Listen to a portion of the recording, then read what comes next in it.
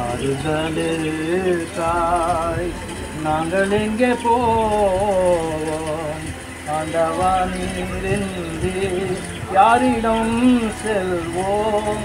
ஆத்தியே தேத்தி துயரங்கள் மாற்றி ஆறுதல் செய்திட இயேசுவே வாரும். ஆறுதலுக்காய்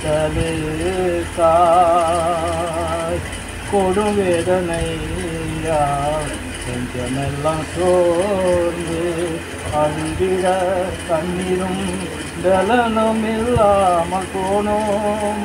மனதுருகும் தேவா எங்கள் மீது மனம் இறங்கி மனபாரம் வேதனை நீக்கிடவாரும். ஆறுதலுக்காய் பாசமாய் நேசமாய் அறிவுடன் இருந்தவர் கண்முன்னே ஒரு நொடியில் என்னை விட்டு பிரிந்திட மனம் படைத்து கலங்கி சோர்ந்து நின்றோம்.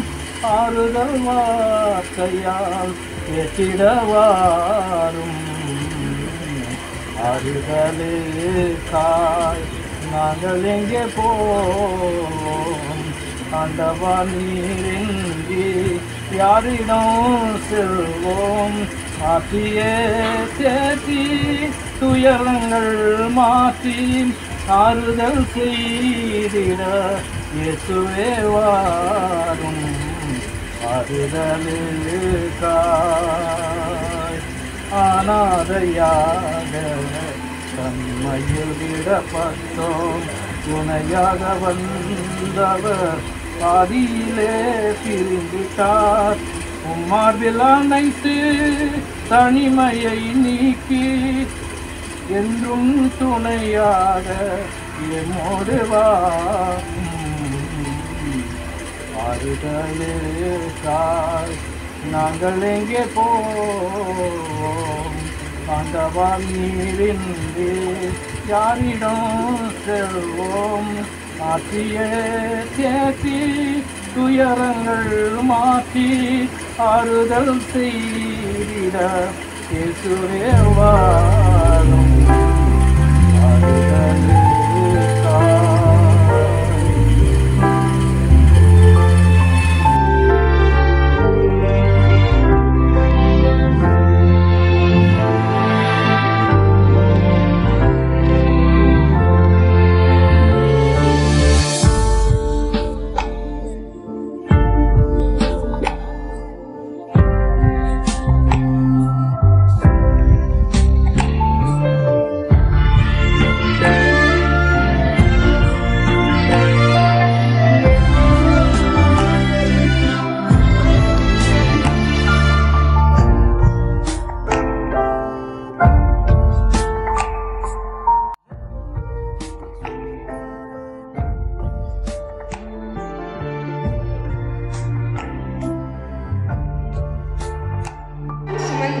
தவிக்கிறோம்.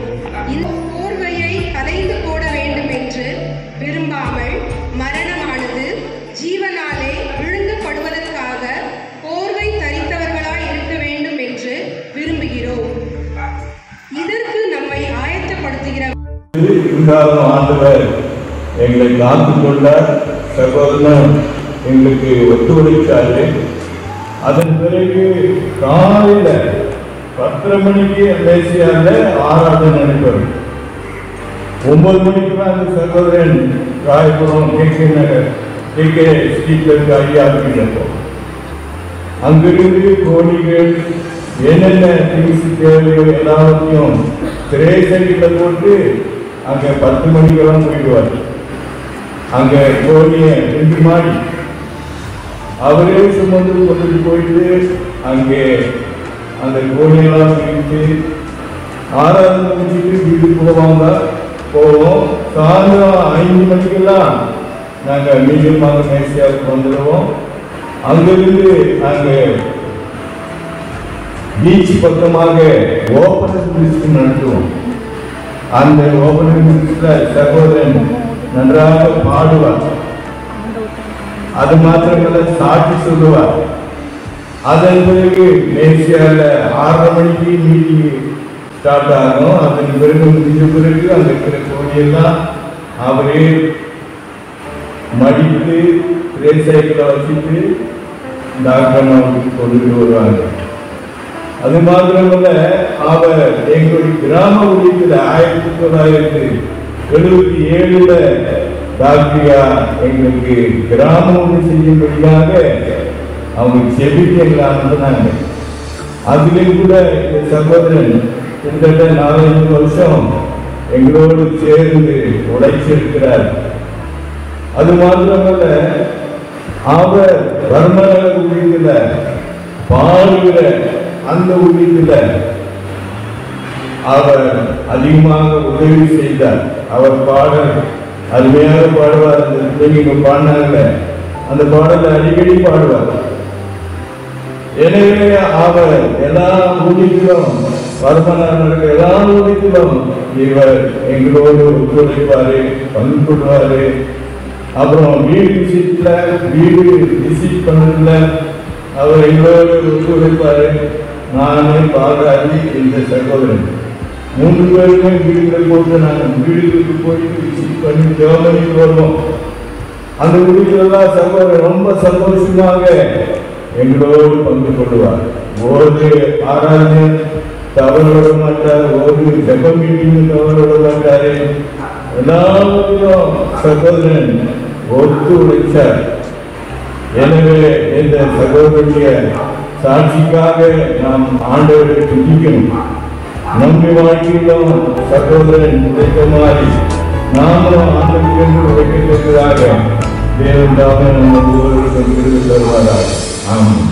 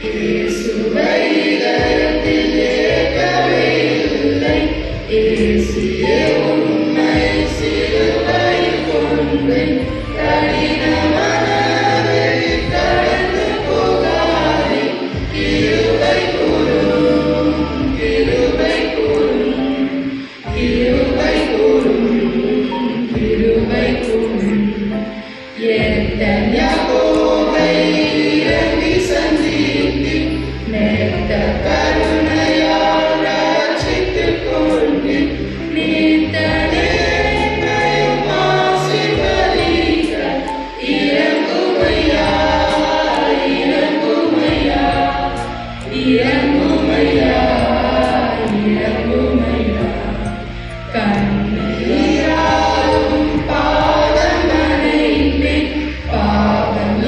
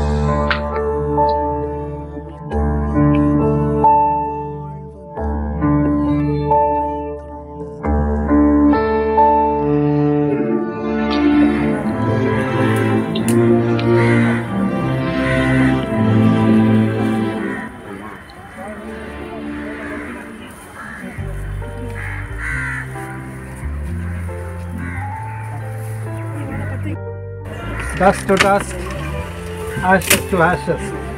Heavenly Father, as we commit the mortal remains of our dear brother Arpan Mani to the earth, to the dust, to the ashes.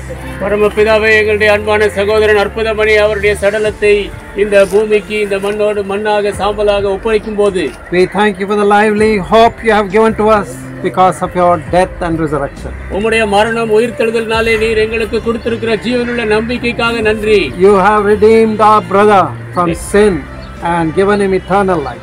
எங்கள் சகோதரனை பாவத்திலிருந்து நீர் மீட்டு நித்திய ஜீவனை கொடுத்திருக்கிறீர். And this hope we all have when the time comes for us to put away this mortal body.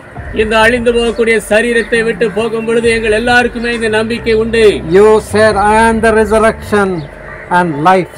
நீர் சொன்னீர், நானே உயிர்த்தெழுதலும் ஜீவனுமாய் இருக்கிறேன். He that believeth on me, though he were dead, shall rise again. என்னை விசுவாசிக்கிறவன் மரித்தாலும் மறுபடியும் உயிரோடு எழுந்திருப்பான். He that liveth and believeth on me shall never die. என்னை விசுவாசித்து ஜீவிக்கிறவன் ஒருபோதும் மரிப்பதில்லை. What a wonderful hope. எப்பேற்பட்ட அருமையான நம்பிக்கை. We pray that you will give your divine comfort to all the family members and all of us at this time. உம்முடைய தெய்வீக ஆறுதலை குடும்பத்தினருக்கும் எங்கள் அனைவருக்கும் தரும்படியாக இந்த நேரத்தில் ஜெபிக்கிறோம். We ask these blessings in your precious and holy name. இந்த ஆசீர்வாதங்களை விட விலையேற பெற்ற பரிசுத்த நாமத்தில் கேட்கிறோம். Amen. Amen. Now may the grace of the Lord Jesus Christ, love of the Father, fellowship and communion of the Holy Spirit may rest and abide with the family and with all of us both now and forevermore. Amen. பைபிளில் நீங்கள் பார்த்தீங்கன்னா அழகாக ஒரு சிச்சுவேஷனுக்கு ஏற்ற மாதிரி அவ்வளோ அழகாக ஆண்டவர் எழுதி வைத்திருக்கிறார். சங்கீதம் 40 நான் வாசிக்கிறேன். 2வது வசனம். முதல்ல அதுக்கு முன்னாடி நான் முதல்ல சொல்ல விரும்புறது, தேவன் ஒருவர் இருக்கிறார். தேவன் ஒருவர் இருக்கிறார். இன்னைக்கு காலையில் நான் இங்கே வரும்போது புறப்பட்டு வரும்போது திருப்பத்தூர் ராயரோட தாண்டி வரணும். அப்போது ஐயோ பெரிய ரோடு ஆச்சா, கிராஸ் பண்ணணுமே, கஷ்டமாக இருக்குமே அப்படின்னு ஒரு சின்ன ஜபம். இயேசுவே புது ஹஸ்பண்ட்டை சொன்னேன், புது வழி எப்போ போகாத வழியில் நான் போகிறேன், கஷ்டமான பாதை, சரி பரவாயில்ல கடவுளை நம்பி வரலான்னு அப்படியே நம்ம மெதுவாக வரும்போது திருப்பத்தூர் ராயரோட கிராஸ் பண்ணுறேன். அப்போது திடீர்னு பார்த்தா பஸ்ஸு நிற்குது. ரோடு கிராஸ் பண்ணுறதுக்கு காலியாக இருக்குது. இந்த பக்கம் வண்டியெல்லாம் நிற்குது. என்னடா புதுசாக இருக்குது, திருப்பத்தூர் ரோட்டில் ஒரு நாள் இப்படி நிற்கிறத நான் பார்த்தது இல்லையே, பஸ்ஸு நிற்குது, ஏன் நிற்குது, இப்படி சுற்றி சுற்றி பார்க்குறேன், பஸ்ஸு நிற்குது. சரி நமக்கு தான் எல்லாம் நிற்கிறாங்க போல, எப்படி நிற்கிறாங்கன்னு எனக்கு ஆச்சரியமாச்சு. அப்படின்னு திரும்பி பார்த்தா அங்கே ஒரு போலீஸ்மேன் இருந்தார், கையை வச்சுட்டு இப்படி நிற்கிறேன். எனக்கு அப்படியே பக்கம் இருந்துச்சு. ஒரு போலீஸ்மேன் இருக்கிறது ஒரு ரோட்டில் அவ்வளோ ஒரு வித்தியாசம். அந்த நான் எவ்வளோ டைம் எடுக்கிறேனோ ரோடை கிராஸ் பண்ணி அந்த பஸ்ஸு நின்று தான் ஆகணும். ஏன்னா போலீஸ்மேன் இருக்காரு. அதே மாதிரி அப்போ நான் யோசித்தேன், கடவுள் நம்மளுடைய வாழ்க்கையில் ஒரு தேவனாக இருந்தா, ஒரு கர்த்தராக இருந்தா நம்ம வாழ்க்கை எவ்வளோ வித்தியாசமாக இருக்கும். அப்புறம் அற்புதமணியோடைய வாழ்க்கையில் தேவன் ஒருத்தர் இருந்தார். அப்புறம் இஸ்ரேல் தாத்தா மூலமாக கடவுளை அறிஞ்சப்போ தான் இருதயத்தை கடவுளுக்கு கொடுத்தாரு. தேவன் அந்த போலீஸ்மேன் ரோட்ல நின்று எல்லாத்தையும் ஆர்டர்ல கொண்டாடுற மாதிரி இவருடைய லைஃப்ல தான் லைஃப்ல எல்லாத்தையும் ஆர்டர்ல கொண்டாடுற தேவன் கர்த்தர் இயேசு ஒருத்தர் அற்புதமணி வாழ்க்கையில இருந்தார். இது முதல் விஷயம் நான் சொல்றேன். தேவன் ஒருத்தர் இருக்கிறார். அந்த தேவனுக்கு நம்ம இருதயத்தை கொடுக்கும்போது அவர் நம்மளுடைய வாழ்க்கைக்கு நம்மளுடைய வாழ்க்கையை ஒரு ஆசீர்வாதமா, மற்றவங்களுக்கு பக்கத்துல இருக்கவங்களுக்கு நம்மளோட விளக்கா, ஒரு உப்பா இருக்க நம்ம வாழ்க்கையை ஆசீர்வாதமா வைக்கிறார். அதே மாதிரி பிரதர் அற்புதமணியோடைய வாழ்க்கையை அவர் தன்னையும் கொடுத்தாரு. தன்னை மாத்திரம் கொடுக்கல, அவர் அந்த காலத்துல 1960s 65, 67 அப்போதான் அவர் வந்தாரு. அப்போ நான் சின்ன பிள்ளை, எனக்கு ஞாபகம் இருக்கு. அவர் ட்ரை சைக்கிளை கொண்டாடுவார். அந்த காலத்தில் இந்த மாதிரி ஸ்பீக்கர்லாம் கிடையாது, ஹார்னு தான். உங்களுக்கு எத்தனை பேருக்கு ஹார்ன் என்ன, சின்ன பிள்ளைங்களுக்குலாம் தெரியாது. ஹார்ன் தான். அந்த ஹார்னை தூக்கணும் கஷ்டம். அவர் அதை எடுத்து வைப்பார். அந்த காலத்தில் பாய் கிடையாது, இந்த மாதிரி மாப்பிள் டைல்ஸ்லாம் கிடையாது, கோணி தான். அந்த கோணியை மடிக்கிறது இஸ்ரேல் தாத்தாக்கு தான் அழகாக தெரியும். அழகாக மடிப்பார். மண்ணு சேராமல் குப்பை சேராமல் நல்லா உதவி மடித்து இஸ்ரேல் தாத்தா இவர் வண்டியில் வைப்பார். ஒருவர் எத்தனை ட்ரிப் அடிப்பாரோ எனக்கு தெரியாது. நாங்க வீட்டுல இருந்து காத்திருப்போம், கொண்டாந்து வைப்பாரு, என் வீட்டு திறந்து விடுவோம். கட்டிக்கடி பெட்ரூம்ல உள்ள கட்டிக்கடியில கொண்டாந்து ஹார்னு எல்லாம் வைப்பாங்க. அந்த காலத்துல சின்சியரா செய்வாரு. அவர் இருதயத்தையும் அந்த கடவுளுக்கு இயேசு கொடுத்தாரு, தன்னுடைய வண்டியையும் கடவுளுக்கு கொடுத்தாரு. இந்த வசனத்தை வாசிக்கிறேன். பயங்கரமான குழியிலும் உளையான சேற்றிலும் இருந்த என்னை தூக்கி எடுத்து, இதுதான் இயேசு ஆண்டவர் இருதயத்துல நம்ம இருதயத்தை கடவுளுக்கு கொடுக்கும்போது குழியிலிருந்து நம்மளை தூக்கி எடுக்கிறார். அதே மாதிரி பிரதர் அற்புதமணிய அவர் சாதாரண வண்டியில போய் விற்கிறவர் தான். ரொம்ப சிம்பிள் லைஃப். ஆனா பாவ சேற்றில இருந்தும் இயேசு அவரை தூக்கி எடுத்தாரு. இந்த மாதிரி எளிமையான வாழ்க்கையில இருந்தும் தூக்கி எடுத்தாரு. அவர் ஒருவேளை தான் இருதயத்தை கடவுளுக்கு கொடுக்கலன்னா அப்படியே இருந்திருந்தாருன்னா கடைசி வரை அவர் வண்டி தான் ஓட்டி இருப்பாரு. கடைசி வரையும் வண்டி அவர் எப்போ நிறுத்தினாரோ எனக்கு ஞாபகம் இல்லை, கட்டாயம் நிறைய வருஷம் ஆயிருக்கும். கடவுள் எப்படி ஆசீர்வதிக்கிறார் பாருங்களேன். அவர் கடவுள் வந்து நம்மளை தூக்கி விடுகிறவர். முதல்ல கடவுள்னு ஒருத்தர் இருக்காரு. ரெண்டாவது அவர் நம்மளை வேல்யூஸ் ஆர் லைஃப், நம்மளுடைய ஆத்மாக்கு அவர் தான் உயிரை கொடுத்தாரு. அவருக்கு நம்மளுடைய லைஃபுடைய வேல்யூ தெரியும். இப்போ நீங்க இத்தனை பேர் இருக்கீங்க, ஒருத்தருடைய லைஃப் எனக்கு உங்களுக்கு தெரியும், பட் நான் ஐ மே நாட் வேல்யூ. உங்களுடைய விலை மதிப்பு வந்து கடவுள் எவ்வளவு தெரியும், அந்த அளவுக்கு ஐ won't value your life. அவர் தான் உயிரை கொடுத்துருக்காருன்னா அப்போ அவர் ஒவ்வொருத்தரையும் எவ்வளவு நேசிக்கிறாருன்னு யோசிச்சு பாருங்க. வேல்யூ பண்ணி அவர் என்ன பண்றாரு, சேற்றில இருந்து தூக்கி எடுக்கிறார். கடவுள் கர்த்தர் இயேசுடைய செய்யற ஒரே வேலைன்னா தூக்கி எடுக்கிற வேலை தான். பாவத்தில இருந்து, சேற்றில இருந்து, எளிமையில இருந்து தூக்கி எடுக்கிறாரு. சேற்றில இருந்து தூக்கி எடுத்து என் கால்களை கண்மலை மேல் தூக்கி விடுறது ஒண்ணு. என்ன பண்றாரு, கண்மலை மேல வைக்கிறாரு. எவ்வளவு அழகா எழுதிட்டு பாருங்களேன். கண்மலை இல்லைன்னா நீ வந்து ஸ்டாண்டிங் ஆன் ஃபர்ம் கிரவுண்ட், நீ விட மாட்ட. கண்மலை மேல் நிறுத்தி என் அடிகளை உறுதிப்படுத்தி, அதை பார்த்து பைபிள் எவ்வளவு அழகா போட்டுருக்கு. தூக்குறாரு, நிறுத்துறாரு, சும்மா சாதாரண மண்ணில் நிறுத்தல, கண்மலையில நிறுத்தி அடி வந்து உறுதி, அதாவது நீ விடக்கூடாது, நீ விழுந்துடாதமா, நான் உனக்காக உயிரை கொடுத்தேன். அவ்வளவு அழகா பாருங்க. பைபிளை நீங்க வாசித்தீங்கன்னா கடவுள் அவ்வளவு அழகா பேசுவாரு. நான் இன்னைக்கு காலையில யோசிக்கும் போது இந்த வசனம், இந்த சாப்டர் எனக்கு ரொம்ப ரியலா இருந்துச்சு. அற்புதமணி லைஃப்ல தூக்கி எடுத்து கண்மலை மேல வச்சு அடிகளை ஸ்திரப்படுத்தி அவர் விழாதபடி, அவர் அற்புதமணி நான் ரொம்ப பேசுறது இல்லை அவர்கிட்ட. இப்படி பார்த்து இந்த ஸ்பீக்கரை வாங்கி கட்டுக்கடியில வச்சதுக்குள்ளதான் தெரியும். வருஷ கணக்கா சின்சியரா செஞ்சார். அடுத்த மூணாவது நான் என்ன சொல்ல வேண்டியது, கடவுள் முதல்ல கடவுள் வந்து கடவுள்னு ஒருத்தர் இருக்காரு. அவருக்கு நம்மளுடைய வேல்யூ, விலை மதிப்பு அவர் அறிகிறாரு. அடுத்தது என்னன்னா, God is not a debtor. அவர் கடனாளி அல்ல. கடவுள் நம்ம கடனாளியே கிடையாது. நம்ம கொஞ்சத்தை செஞ்சாலும் அவர் என்ன பண்றாரு, ஆசீர்வதிக்கிறாரு. அற்புதமணி லைஃப்ல அவங்க எப்படி வாழ்க்கையில நம்ம அதுக்காக கடவுளை பின்பற்றல, கடவுள் நம்மளை நேசிக்கிறாரு. நம்ம உண்மையா இருக்கும்போது நமக்கும் மேல அவர் உண்மையா இருந்து நம்மளை தூக்கி விடுறாரு. இப்போ நம்ம பார்த்தோம், கண்மலையில நிற்க வைக்கிறாரு, அடி விடாமல் பாக்குறாரு, தூக்கி வாழ்க்கையிலும் நம்ம வந்து என்ன பண்றாரு, உயர்த்துறாரு. அற்புதமணி லைஃப்ல அவர் பிள்ளைங்களை எப்படி ஆசீர்வதிச்சு உயர கொண்டு வந்தாருன்றதை நான் என் வாழ்க்கையில நான் பார்த்தேன். எனக்கு அப்புறம் என்னுடைய கோலமத்தில் இருக்காரு. அவர் இருந்தாலும் அவர் எப்படி பக்கத்தில் இருக்காரு, நான் தர மாட்டேன். இப்படி எனக்கு மஞ்ச காலம் வந்து நான் ஓடிட்டேன். ஆனால் எங்கள் அற்புதமணி வந்து எப்பவுமே கலம் பெற்று விடுறாரு. ஊத்தண்ணன் வந்து கிறிஸ்தவன் வந்து கொஞ்சம் வலிமையான உலகத்தால் போல நான் கூட பேசிட முடிப்பாப்போம். 45 வயசுக்கு நான் பேசிட முடிப்போம். அதே மாதிரி எங்கள் அண்ணன் பிள்ளைங்க முடிப்பாங்க, அற்புதமணி முடிக்கப்படாது. அவங்க இந்த ஆலயத்துக்காக செய்த பணிகளை அதையே இந்த வழியில் நான் நினைக்கிறேன். புதியவர்களாக போடல, அதை நான் நினைக்கிறேன். அடுத்தபடியாக இப்போ இந்த அற்புதமணி, அதாவது அற்புதமணி என்னுடைய சம்பந்தினா பிவிக்கு என் மகனை, அதனால அவருடைய சம்பந்தி. அவரை இந்த வேளையில நினைச்சு நன்றியுள்ள இருக்கோடு நான் ஆண்டவரை ஸ்தோத்திரிக்கிறேன். அருமையான சகோதரனுடைய சாட்சியுள்ள வாழ்க்கைக்காக கர்த்தரை துதிக்கிறேன். அநேக பேர் சிறுவருக்கு முன்னதாக நின்று கொண்டு உடன்படிக்கை பண்றாங்க, திருமண நாள் உடன்படிக்கை பண்றாங்க. ஆனா அதை அந்த நாளிலேயே மறக்க விட்டுறாரு. எப்படியுமோ வாக்கு கொடுத்துட்டு தான் போறாங்க, கடக்க விட்டுறாரு. அருமையான சகோதரன் அற்புதமணி அவர்களும் சகோதரி எப்சிகாவும் அருமையாக தங்களுடைய குடும்ப வாழ்க்கை 76 வருடம் வரையில் நடத்தி கொண்டிருக்கிறார்.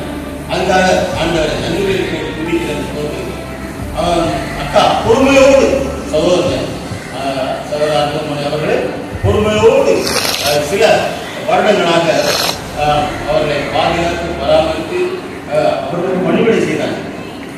ஏன்னா 15 வருஷ காலமாக எனக்கு தெரியும், அவங்க மற்றது எனக்கு தெரியாது. நான் இந்த குடும்பத்தில் நான் சம்பந்தியா ஆனதிலிருந்து அவங்களுடைய நடவடிக்கைகளை கூட நான் கவனத்துடன் வருகிறேன். ஆண்டவரை இழந்து பேசுனதை பார்க்கிறேன், அவர்களுடைய சாட்சி குறைவை பார்க்கிறேன். அருமையான பக்திமான், விசுவாசி, தாழ்வு உள்ளவர், கர்த்தருக்கு பயப்படுகிறவர், கடின உழைப்பாடு, உழைக்கக்கூடிய கடின உழைப்பாடு.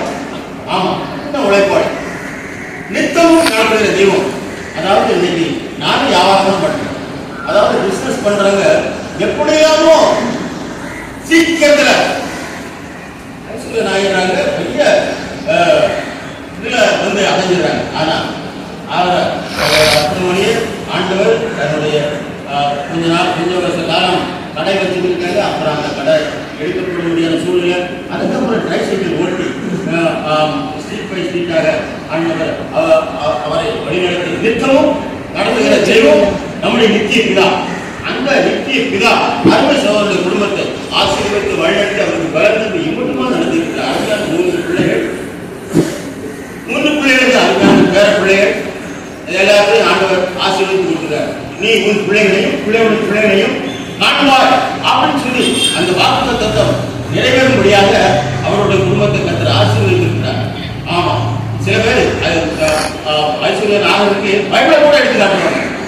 அவனுக்கு 5 தாளம் கொடுத்துட்டு ஒருத்தருக்கு 10 தாளம் கொடுத்துட்டு அவன் 5 10 ஆகிட்டான், 10 20 ஆகிட்டான், 5 10 ஆகிட்டான் இப்படிலாம் சொல்லி நம்ம எப்படி வேணாலும் வாழலாம், எப்படி வேணாலும் நம்ம வியாபாரம் பண்ணலாம் அப்படின்னு சொல்லி சில பேர் நினைக்கிறாங்க. ஆனா அருமையான சகோதரர் அற்புதமணி வாழ்க்கையில் அப்படி கிடையாது. உண்மை உண்மையுள்ள மனுஷன் பரிபூர்ண ஆசீர்வாதங்களை பெறுவான்.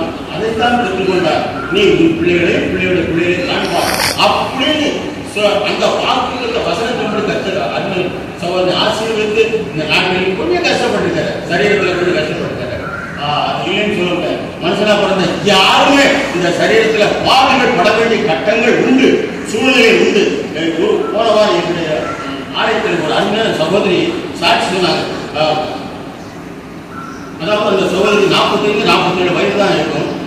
அந்த அருமை சகோதரன் பீகார் மாநிலத்துக்கு ஒரு ஊழிய ஸ்தானத்தின் மூலம் அனுப்பப்பட்டிருக்கிறாங்க. 8 மாத கை குழந்தை, அந்த கை குழந்தை தாயிடத்துல அந்த மனைவிடத்துல விட்டுவிட்டு அந்த மிஷினரி ஊழியத்தின் நிமித்தம் புறப்பட்டு சென்று விட்டார். இன்றைக்கு வரைக்கும் அந்த சகோதரன் அந்த மிஷினரி என்ன ஆனார், இருக்கிறாரா இல்லையா அப்படின்னு தெரியல அப்படின்னு சொல்லி சாட்சி சொன்னார். இன்னைக்கும் அந்த மிஷினரி ஸ்தானத்தில் அந்த சகோதரர் ஊழியம் பண்ணிட்டு இருக்காங்க. அந்த அருமையான சகோதரிக்கு ஒரே ஒரு 8 மாதம் கை குழந்தைய விட்டுட்டு போனாங்க. நான் எதுக்கு இதை சொல்றேன் அப்படின்னா, பிரிவு எல்லாம் உலகத்தில் உண்டு, எல்லாம் உண்டு. அந்த தருணத்தில் ஏன் மிஷினரி மாதிரி கூட ஊழியக்காரன் கூட கடலில் பிள்ளைகளை தூக்கி போட்டுட்டு மனைவியை தூக்கி போட்டுட்டு ஊழியம் செய்தவங்க இருக்காங்க. ஆனா எதுக்கு நான் சொல்றேன், என்னடா டாபிக் வேற மாதிரி போகுதுன்னு நினைச்சிருக்கேன். பிரசவம் பண்ணல, மரணம் என்று ஒன்று உண்டு, பிரிவு என்று ஒன்று உண்டு. இது எல்லாவற்றின் மத்தியிலும் கர்த்தர் எல்லாரையும், உங்களையும் என்னையும் அருமையான திருச்சபை பிள்ளைகளையும் தன்னுடைய எப்படி அழுது தன் குஞ்சில சுமந்து வருவது போல அவர் அருமையான தாக்கம் நம்ம நடத்துவார். 76 வருஷம் கர்த்தர் அருமையான சோதனைக்கு கொடுக்கப்பட்டிருக்கு. ஆசீர்வாதம் தான். ஏன்னா சத்தியத்தில் சொல்லப்பட்டிருக்குது மனுஷனோட ஆயுசு நாட்கள் 70. அதுக்கு ஏன் 70 சொல்லாம 70 சொல்லப்பட்டிருக்கு. மனுஷனோட ஆயுசு 70 தான். அதுக்கு மேல கிடைச்சாலும் அது கொஞ்சம் கஞ்சம் வறுக்க கஷ்டம் அப்படின்னு தான் சொல்லப்பட்டிருக்கு.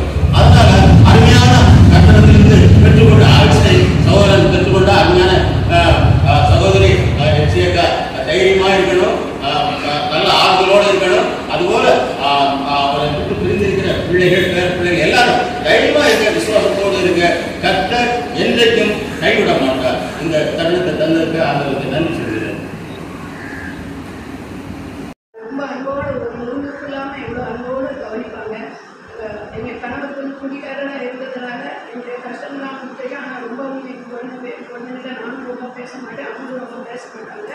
நான் சில நேரம் சொல்லுவாங்க, ஆர்டர் சொல்லுவாங்க, அவங்க அண்ணன் கஷ்டப்படுத்துறத பார்த்துட்டு நீங்கள் கவலைப்படாதீங்க, தேவையில்லாத குப்பையெல்லாம் அவங்க தலைமையில் வச்சுக்கிட்டு இருக்காதீங்க, ஆண்டவர் சமூகத்தில் வைங்க, குப்பையெல்லாம் தூர போட்டுங்க, அதை சுமந்தா எனக்கு ஆண்டவரை பிடிக்க முடியாது அப்படியெல்லாம் சொல்லுவாங்க. அதெல்லாம் எனக்கு ரொம்ப ஆறுதலாக இருக்கும்.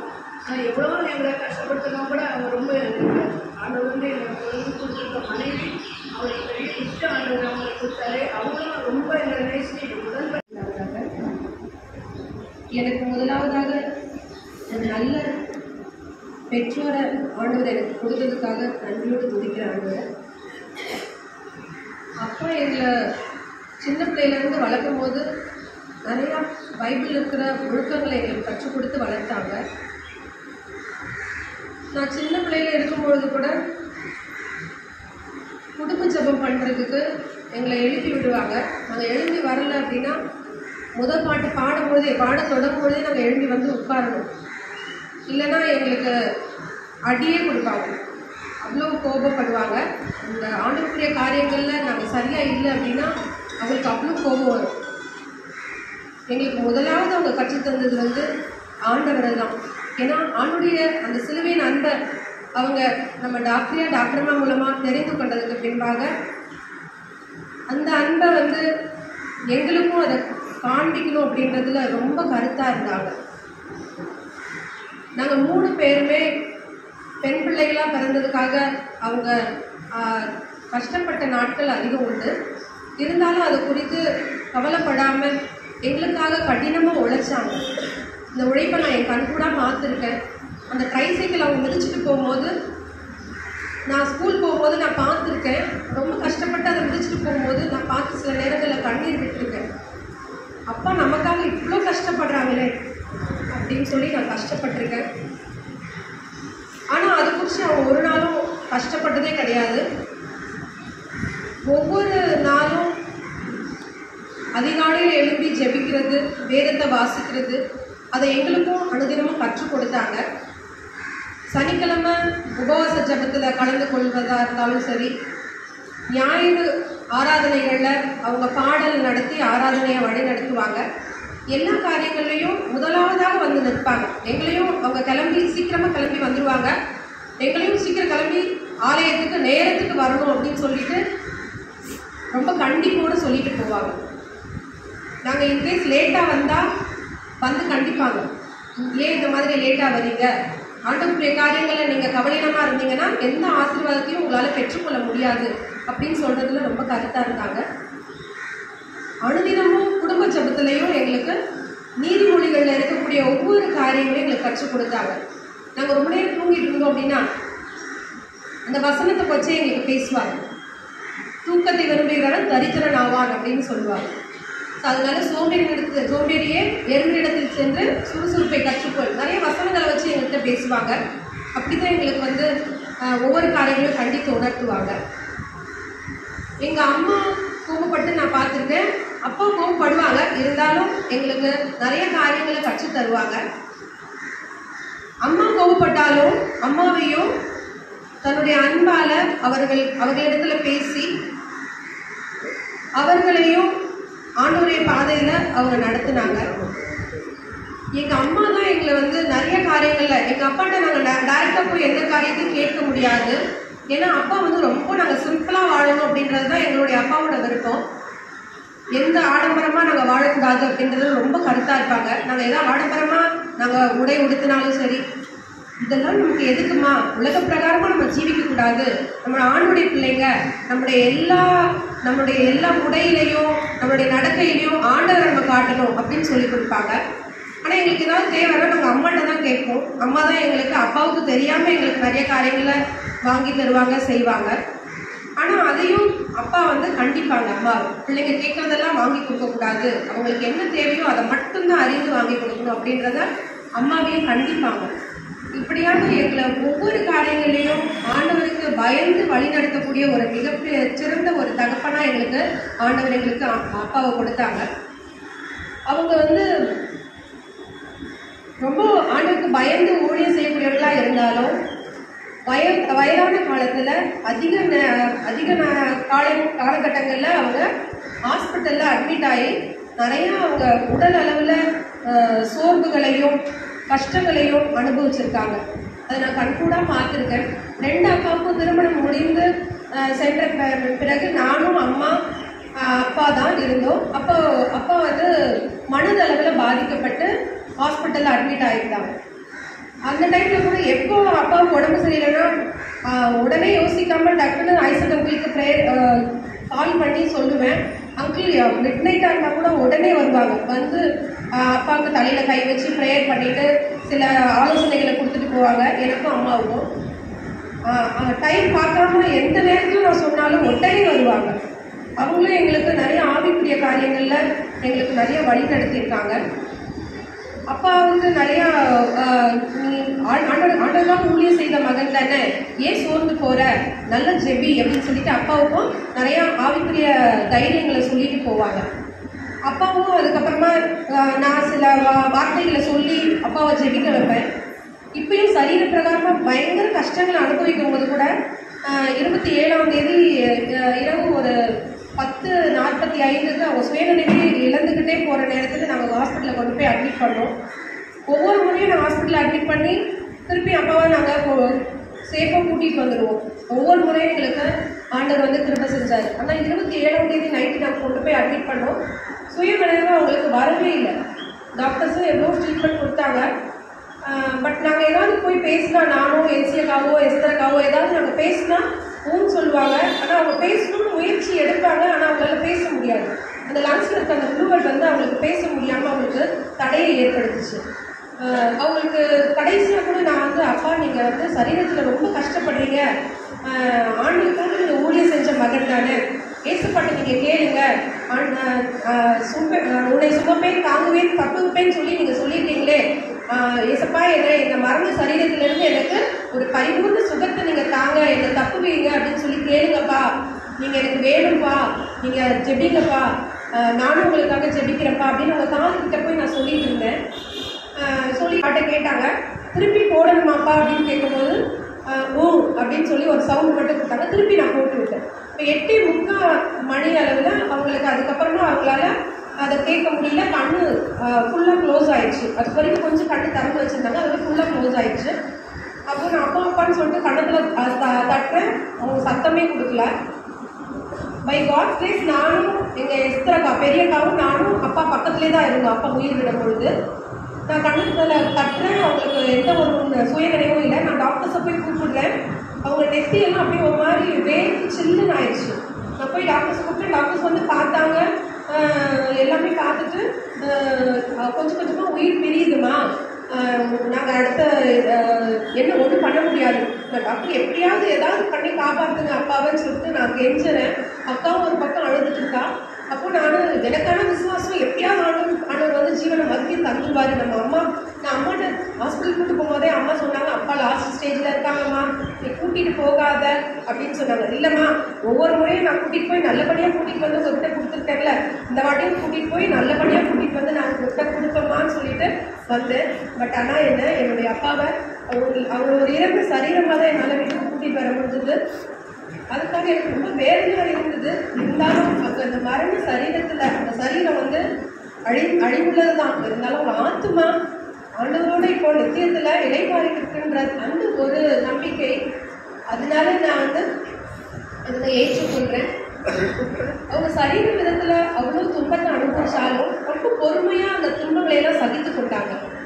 அதுக்கு காரணம் ஏசு கிறிஸ்துவை தன்னுடைய வாழ்க்கையில் சொந்த ரட்சகராக அவங்க ஏற்றுக்கொண்டது தான். அதனால நம்மளும் ஒவ்வொருவரும் ஏசு கிறிஸ்துவர் நம்முடைய வாழ்க்கையில சொந்த ரட்சகராக நம்ம ஏற்றுக்கொண்டோம்னா இந்த உலக பாடுகள் எல்லாம் நமக்கு ரொம்ப ஒரு சொற்பமா ஒரு ஒன்றுமே இல்லாத காரியமா தான் தெரியும். ஏன் அப்படின்னா அப்போ ஒவ்வொரு காரியங்களையும் எந்த ஒரு காரியத்தையும் ரொம்ப பெருசா சொல்லவே மாட்டாங்க. அதெல்லாம் ஒண்ணுமே இல்லைம்மா, எல்லா காரியங்களையும் இயல்பா கடந்து செல்லக்கூடியவங்களா இருந்தாங்க. எங்களுக்கும் அதுதான் கட்சி தந்தாங்க. எனவே எங்கள் அப்பா எங்களுக்கு கட்சி தந்த அந்த இயேசு கிறிஸ்துவின் அன்பை நாங்கள் என்னாலும் எங்களுடைய வாழ்நாளில் நாங்கள் பிடித்து கொண்டு எங்களுடைய முடிவு பரியந்தம் நாங்களும் சாட்சியாக இருக்கும்படியாக எங்களுக்காக ஜெபித்துக் கொள்ளுங்கள். எனக்கு ரொம்ப நல்லா தெரியும். நான் சின்ன விஷயம் மட்டும் சொல்கிறேன். எங்கள் அப்பா 27 வருஷம் ஆச்சு இறங்கி. அந்த இடத்துலையும் நாங்கள் எங்கள் மாமா கிட்ட தான் அடைக்கலமாக இருக்கோம். ரொம்ப மாதமாக நாங்கள் அவங்க வீட்டில் தான் அடைக்கல இருக்கோம். அவங்க அவ்வளோ தலைமையாக இருப்பாங்க, அவ்வளோ அன்பாக பார்த்துக்கிட்டாங்க அந்த 6 மாதமும். அதிகமாக ஊழியத்தில் தான் இருப்பாங்க. பரிமாணங்கள் நல்லா அருமையான பாட்டு அதிகமாக எடுப்பாங்க. அந்த இடத்துல ஆண்டவர் நாங்கள் பார்த்துருக்குறோம். அதேமாரி அவங்க வீட்டில் ரொம்ப வருஷமாக வீட்டு ஊழியம் நடந்துச்சு. அந்த ஊழியத்தில் நிறையா பேர் வருவாங்க, அதிகமாக வருவாங்க. அவ்வளோ அன்பாக அந்த இடத்துல ஊழியம் நடக்கும். சிறு தொழில் செய்தாலும் அவங்க அந்த இடத்துல அந்த ஊழியத்தில் அருமையாக நிறையா ஒரு சிறு ஸ்நாக்ஸு அதெல்லாம் வழங்கி அவர் சிறு தொழிலில் அந்த ஊழியத்தில் நடத்தினாங்க. ரொம்ப வருஷம் நடத்தினாங்க. அந்த சிறு தொழிலில் நாங்கள் அவ்வளோ நாள் இருந்தோம். ஒரு சஞ்சலமே பட மாட்டாங்க. அவ்வளோ எங்களை அன்பாக பார்த்துப்பாங்க. எங்கள் அத்தை அவ்வளோ எங்களை மாமா இல்லைனாலும் எங்களுக்கு அருமையாக பார்த்துட்டு இருந்தாங்க. அந்த நேரத்தில் அவ்வளோ ஒரு சொல்கிறதுக்கு ஒரு டெய்லி நாங்கள் ஒரு 6 மாதம் அங்கே தான் இருந்தோம். எங்கள் அத்தை வீட்டில் தான் தூங்குவோம். அவ்வளோ பெரிய கப்பில் காப்பி தருவாங்க எல்லாத்துக்குமே. அந்த இடத்துல எங்கள் அத்தை மாமா நான் ரொம்ப கடமைப்பட்டிருக்கேன். என் மாமா இறந்ததுக்கு நான் ரொம்ப வருத்தமாக இருக்கேன். தேங்க்யூ. எனது மாமா அற்புதமணி அவர்களுடைய இந்த ஆறுதல் ஜெபப்படுத்திக்கு வந்து உங்கள் அனைவரும் இயேசு நாமத்திலே வரவேற்கிறேன். அதே போல் முந்தா நாள் நைட்லேருந்து அவங்க முந்தா நாள் நைட்டில் இருந்தாங்க. அதுலேருந்து நிறைய பேர் எங்களுக்கு ஆறுதலாக இருந்தீங்க, நிறைய பேர் பேர் பண்ணி அதனால நன்றி செலுத்துகிறேன். நேற்று நடந்த ஃபியூனரல் சர்வீஸ் டாக்டர் ஜெயின்ஸ் அவங்க நடத்தி கொடுத்தாங்க, அவங்களுக்கும் நன்றி. அதே போல் அடக்காரதை வந்து ஐசிடென்ட் நடத்துனாங்க, அவங்களுக்கும் நன்றி சொல்கிறதுக்கு தேவைப்படுது. அதே போல் இன்னைக்கு இந்த ஆறுதல் ஜெபப்படுத்துறதுக்கு வந்து சாட்சி சொன்ன எல்லாருக்குமே நான் நன்றி செலுத்துகிறேன். முக்கியமாக ரீட்டா காரக்காகவும் அதே போல் அத்தை ஜான்சத்துக்காகவும் அப்புறம் மாமாவுக்காகவும் வில்சன் அப்பாவுக்கும் நன்றி செலுத்துகிறேன். குடும்பத்தின் சார்பாக மதிய உணவு வந்து ஆயத்தப்படுத்தி வச்சுருக்கோம். தயவுசெய்து வந்து சாப்பிட்டு போயிருக்கோம். நன்றி.